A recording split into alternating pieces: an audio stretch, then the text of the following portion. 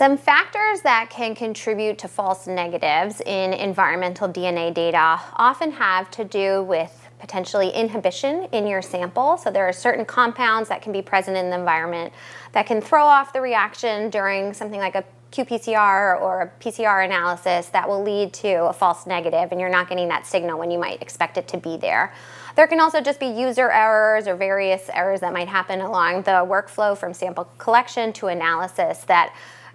ends up meaning that you miss that signal that you might be expecting to see.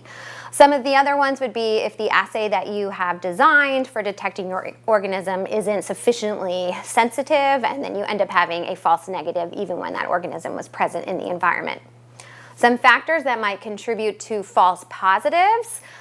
which is something I often like to say in quotes, because sometimes we consider a false positive to be a real DNA detection, but it was present when you weren't expecting it to be present. And so that could be because of external contamination, so maybe your sampling gear wasn't thoroughly cleaned between sampling sites. Again, it can also be from insufficient assay design, where maybe you're picking up some taxa that are close relatives of your target organism, and you end up with a false positive. One of the other things that we think about is sometimes if the eDNA is transiting from outside your sampling area and ending up giving you a sense that that organism is present in your sampling location when really it was a further distance away.